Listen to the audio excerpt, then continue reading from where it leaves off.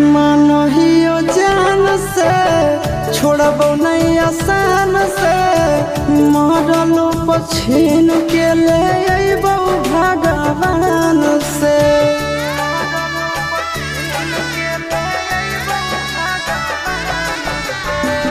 मानहियो जान से छोड़बो नहीं आसान से मरलो पछीन के ले अइबो भगवान से।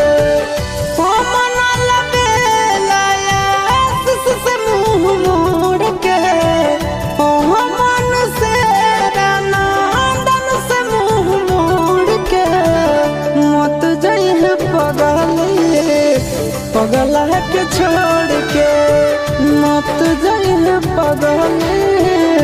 पगला के छोड़ के।